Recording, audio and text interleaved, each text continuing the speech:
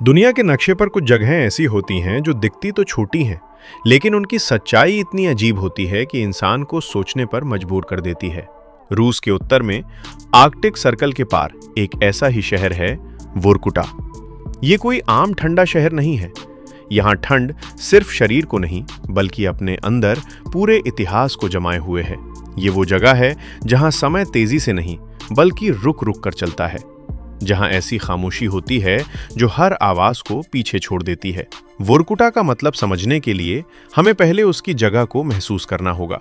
ये शहर बर्फीली टुंड्रा की जमीन पर बसा है। अब आप सोच रहे होंगे, टुंड्रा क्या है? टुंड्रा एक ऐसा पारिस्थितिकी क्षेत्र है जो बहुत ठंडा होता है, ज्यादा पेड़ नहीं उगते और मिट्टी हमेशा जमी रहती है।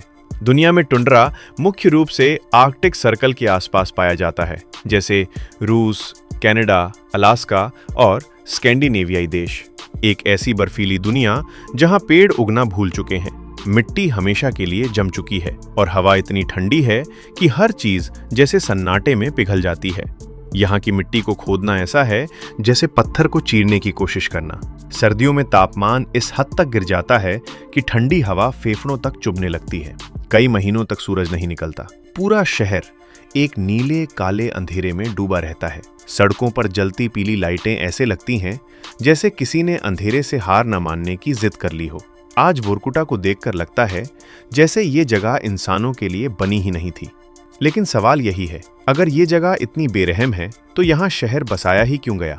क्यों यहाँ रेल लाइन बिछाई गई, स्कूल और थिएटर बनाए गए, अपार्टमेंट खड़े किए गए? इसका जवाब आसमान में नहीं, बल्कि जमीन के नीचे छुपा है। वर्ष 1930 के दशक में सोवियत संघ अपने सबसे बड़े सपने को जी रहा था, तेज औद्योगिकरण। फैक्ट्रियों को ईंधन चाहिए था, रेलों को ताकत चाहिए थी, सेना को ऊर्जा चाहिए थी, और उस समय ये सब एक ही चीज पर चलता था, कोयला। जब वैज्ञानिकों ने उत्तरी रूस की जमी हुई धरती के नीचे विशाल कोयला भंडार खोजा, तो वोरकुटा अचानक बेकार जमीन से सीधे राष्ट्रीय संपत्ति बन गया। कागजों पर यह खोज ऐतिहासिक थी, लेकिन जमीन पर यह एक भयावह चुनौती थी, क्योंकि कोई भी समझदार इंसान अपनी मर्जी से ऐसी जगह रहने नहीं आएगा जहां ठंड जान ले सकती है। सोवियत शासन ने इस समस्या का समाधान इंसानियत से नहीं, ताकत से निकाला, और लोगों को उनकी मर्जी के बिना यहां पर जबरदस्ती रहने के लिए भेजा गया। यहीं से वोरकुटा केवल खनन केंद्र नहीं रहा, ये गुलाग प्रणाली का हिस्सा बन गया, यानी एक ऐसा जबरन श्रम शिविर जहां राजनीतिक कैदी, सैनिक और आम नागरिक जिन पर शक हुआ, उन सबको ट्रेनों में भरकर इस बर्फीले सिरे पर भेज दिया गया।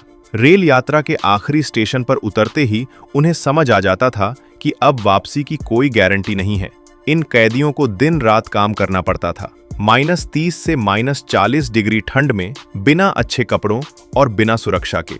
उन्हें 12 से 16 घंटे जमीन के नीचे खानों में काम करना पड़ता था। ऊपर आते तो उन्हें फटे पुराने बैरक और खाने में सिर्फ पानी जैसा सूप मिलता, और फिर अगला दिन वही कठिन मेहनत से भरा हुआ।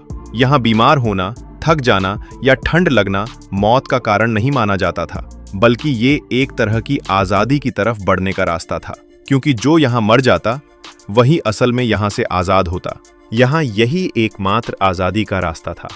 वोरकुटा की इमारतें सिर्फ सीमेंट और लोहे से नहीं बनी, वो इंसानों की हड्डियों, सांसों और टूटे सपनों से बनी। हर रेल की पटरी, हर सुरंग, हर दीवार के पीछे कोई ना कोई कहानी छिपी हुई है जिसे कभी जानबूझकर सामने लाने का मौका नहीं मिला। यहाँ मौत अचानक नहीं आती थी, वो धीरे धीरे शरीर से गर्मी खींचती थी। कभी खदान धंसने से मौत होती, तो कभी निमोनिया से, तो कभी कभी बस इसलिए क्योंकि शरीर हार मान लेता था। और सबसे डर की बात यह थी कि मरने के बाद भी सुकून नहीं मिलता था। जमीन इतनी जमी होती थी कि कब्र खोदना मुश्किल हो जाता। कई शव बस बर्फ के नीचे छोड़ दिए गए। कहा जाता है कि आज भी वोरकुटा की जमीन के नीचे हजारों लाशें कुदरत ने संरक्षित कर रखी हैं। लेकिन समय के साथ एक अजीब बदलाव आया। जब कोयले की जरूरत बढ़ी, तो गुलाग यानी जबरन श्रम शिविर, जहां लोग कठिन परिस्थितियों में काम करने को मजबूर थे, उसके साए में ही एक सामान्य शहर उगने लगा। अपार्टमेंट बने, स्कूल खुले, थिएटर में नाटक होने लगे। ऊपर जिंदगी चल रही थी और नीचे इतिहास दबा हुआ था। बाहर से देखने पर वोरकुटा एक कामयाब सोवियत शहर लगता था, एक ऐसा उदाहरण कि इंसान ने नामुमकिन को मुमकिन बना दिया। लेकिन इस शहर की नींव जिस मजबूरी पर टिकी थी, वही इसकी सबसे बड़ी कमजोरी भी थी। और जब वो मजबूरी खत्म होने वाली थी, तब वोरकुटा की असली परीक्षा शुरू होने वाली थी। 1990 का दशक सोवियत संघ के लिए सिर्फ राजनीतिक बदलाव का समय नहीं था, बल्कि एक पूरे सिस्टम के ढहने का दौर था।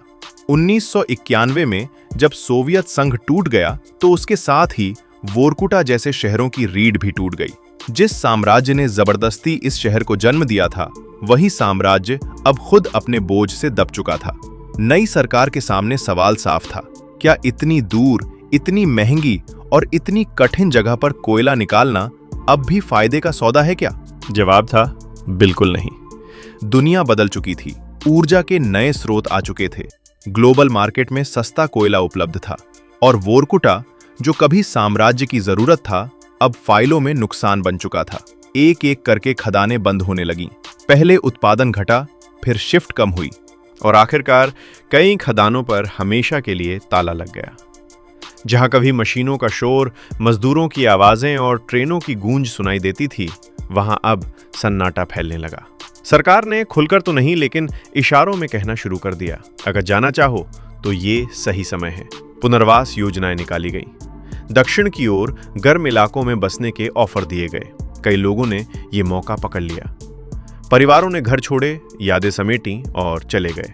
लेकिन वोरकुटा को छोड़ना आसान नहीं था। कुछ लोग बूढ़े हो चुके थे, कुछ के लिए ये शहर ही उनकी पूरी जिंदगी था, और कुछ ऐसे भी थे जिन्हें कहीं और अपना होना महसूस ही नहीं होता था। वो यहीं रह गए। लेकिन शहर इंतजार नहीं करता। जैसे जैसे लोग जाते गए, बजट कटता गया। इमारतों की मरम्मत रुक गई, हीटिंग सिस्टम पुराने पड़ गए, बिजली सीमित होने लगी। फिर अचानक कुछ अपार्टमेंट ब्लॉक्स को रहने लायक नहीं घोषित कर दिया गया, हीटिंग बंद कर दी गई। सर्दियों में इसका मतलब साफ था, ये इमारत अब मर चुकी है। कल्पना कीजिए, एक पूरी बिल्डिंग जहां कभी हर खिड़की से रोशनी झांकती थी, अब एक एक करके अंधेरा फैलने लगता है। पहले ऊपर की मंजिलें खाली होती हैं, फिर बीच की, फिर नीचे की। लोग जल्दी जल्दी अपना जरूरी सामान उठाते हैं और चले जाते हैं। भारी चीजें, अलमारियां, सोफे, खिलौने और किताबें सब वही रह जाते हैं। फिर आती है सर्दी। टूटी खिड़कियों से हवा अंदर घुसती है, सीढ़ियों पर बर्फ जम जाती है, कमरों की दीवारों पर बर्फ की पतली परत चढ़ने लगती है। कुछ ही सालों में ये इमारतें ऐसी दिखने लगती हैं जैसे किसी ने इन्हें आधा निगल लिया हो। कहीं बालकनी लटक रही है, कहीं पूरी दीवार गिर चुकी है। स्कूलों में ब्लैक बोर्ड अब भी टंगे हैं, क्लासरूम में मेज कुर्सियां जमी हुई खामोशी में खड़ी हैं, थिएटर के हॉल में कुर्सियां कतार में हैं, लेकिन ताली बजाने वाला कोई नहीं है। लोग कहते हैं वोरकुटा रातों रात फ्रीज हो गया, जैसे किसी ने समय का पॉज बटन दबा दिया हो।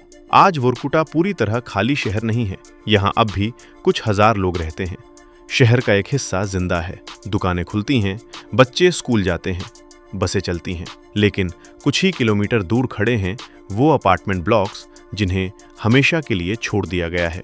गूगल मैप पर ये सब एक ही शहर दिखता है, लेकिन जमीन पर दो अलग अलग दुनिया हैं, एक जो अभी सांस ले रही है और दूसरी जो पूरी तरह जमी हुई है। आज एक्सप्लोरर, फोटोग्राफर और डॉक्यूमेंट्री मेकर्स वोरकुटा आते हैं। वो खाली कमरों में घूमते हैं, जमी हुई सीढ़ियां चढ़ते हैं और कैमरे में कैद करते हैं फटे पर्दे, टूटे पियानो, दीवारों पर बच्चों की ड्राइंग।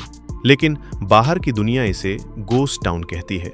लेकिन यहाँ रहने वाले जानते हैं कि हर वीरान खिड़की के पीछे कभी किसी का सपना था। वोरकुटा हमें डराता नहीं, चेतावनी देता है। ये बताता है कि जब शहर सिर्फ मुनाफे पर टिके हों, जब इंसान से ज्यादा संसाधन की कीमत हो, तो अंत में क्या बचता है।